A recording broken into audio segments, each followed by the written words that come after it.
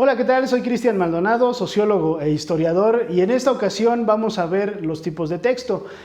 Para algunos de los exámenes de acreditación o de ingreso es importante identificar qué tipo de texto tenemos enfrente para dos habilidades distintas. La primera es la habilidad de lectura, que nos permite saber si ese texto es referencial, apelativo, es poético, y también la cuestión escrita para poder hacer correctamente un texto, sobre todo cuando tenemos textos del tipo argumentativo o también cuando tenemos que identificar textos narrativos, referenciales, descriptivos o de cualquier tipo que estas pruebas nos puedan tener enfrente. Los primeros textos que vamos a ver son los científicos. A diferencia de lo que a veces creemos, los textos científicos regularmente no los tenemos en nuestra vida cotidiana, ya que son textos enfocados en especialistas de un área. Por ejemplo, si nosotros estudiamos medicina, vamos a tener textos especializados en esa materia para poder profesionalizarnos.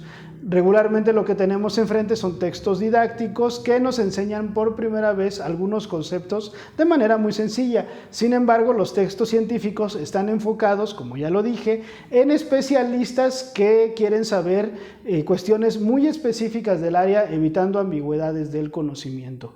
Regularmente estos textos están escritos en un lenguaje científico que no siempre es entendible para toda la población debido a que no tienen una preparación que es previamente hecha en un espacio universitario o de especialización distinto. Los textos didácticos son escritos que están enfocados en los conocimientos científicos. Sin embargo, tienen un lenguaje más sencillo porque estos están enfocados sobre todo para personas que están aprendiendo o que están estudiando formalmente en algún nivel educativo. Por ejemplo, si nosotros pensamos en los textos que usábamos para aprender matemáticas en la primaria, son textos mucho más sencillos de los que se tenían en la secundaria, y estos con respecto a los que se tuvieron en el nivel medio superior.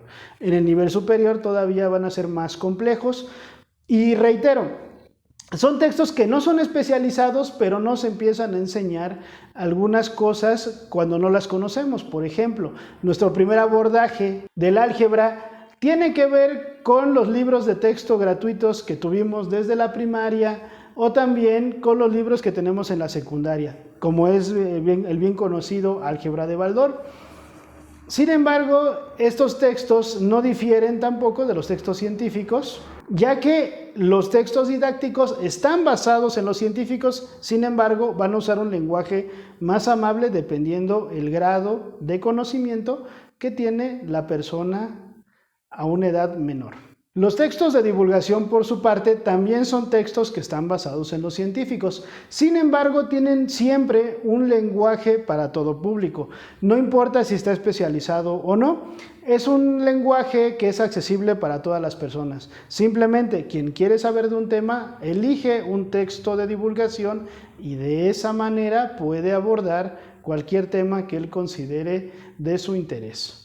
En esos ejemplos tenemos revistas como Muy Interesante, la revista Como Ves de la UNAM, National Geographic y otros materiales que nos permiten conocer temas que nos son ajenos por nuestra formación o porque siempre nos fue esquivo por alguna otra circunstancia en nuestra vida cotidiana. Los textos literarios podríamos enfocarlos en toda la producción, valga la redundancia, literaria que existe en la historia. Sin embargo, estos textos deben de ser tratados de distintas maneras, ya que no siempre son textos narrativos, descriptivos e inclusive apelativos. Son textos de distintos orígenes y se van a reflejar en diferentes tipos de géneros. El género lírico se ocupa para expresar sentimientos, para exaltar belleza, fealdad o cualquier tipo de sentimiento. El género lírico se escribe regularmente tanto en en verso como en prosa. El género narrativo, que sí es un género esencialmente que relata historias y puede existir de dos maneras, la novela o el cuento esencialmente. Y por último, el género dramático, que se escribe en diálogo, es decir, en la interacción de dos o más personajes, aunque también existen otros tipos de diálogo de una sola persona. Entre los tipos de texto literario que tenemos en prosa, los dos grandes géneros son la novela y el cuento. La novela se caracteriza por tener más de 20,000 palabras, es una narración extensa con muchos personajes y que regularmente cuenta una historia que se divide en una introducción, un desarrollo, un clímax y un desenlace. Los personajes pueden ser, por su parte, protagonistas, que significa que la obra trata de ellos, antagonistas, que se oponen a ellos, no necesariamente son buenos o malos, secundarios, que acompañan a los protagonistas o antagonistas, y ambientales. Por su parte, tenemos también los cuentos, que son narraciones más breves, pueden ir hasta una palabra, y hasta 20,000 regularmente solo tienen introducción, desarrollo y un desenlace muy breves, y tenemos varios tipos en ese sentido. Los cuentos se pueden denominar fábulas si tienen entre su trama personajes que son animales y además tienen una moraleja o enseñanza. Y posteriormente, bueno, también tenemos los textos literarios en verso. El himno, que regularmente es para ensalzar o destacar las cualidades de una región o de un país. La oda, que regularmente destaca las cualidades de un grupo o de una persona. La canción, que regularmente no tienen temas específicos, se puede hacer estilización de cualquier tema. Digo, si ustedes escuchan música, regularmente pueden tener temas como el amor, el odio, también pueden narrar historias, y los poemas, que regularmente estilizan o embellecen, horrorizan el lenguaje, dependiendo el caso. Y por último, en el género dramático, regularmente tenemos los dramas como las obras de teatro, que regularmente están escritas en diálogo, interactúan uno o más personajes.